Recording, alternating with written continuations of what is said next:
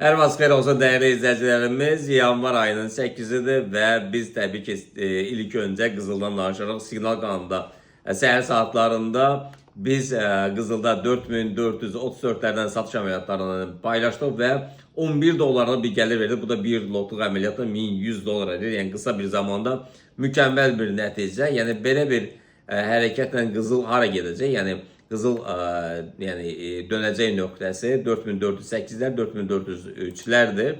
Və təbii ki, əsasən də dünən də biz danışdıq. Telegram siqnal kanalında da 20'ye yaxın siqnal paylaşdıq. Hər biri mükəmməl bir nəticə verdi.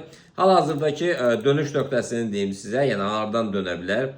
Qızıl, yəni toxunub qayıtma nöqtəsi bir nöqtə çox güzel 4418'lər və əsasən də biz gözləyirik 4412'ləri gözləyirik.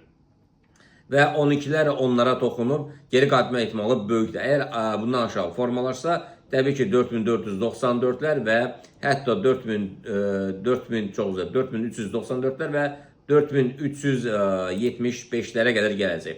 Keçək biz Bitcoin'ə. Bitcoin'də nələri baş verəcək və alış əməliyyatları Qızılda isə günün ikinci yarısından sonra siqnal kanalında paylaşırıq.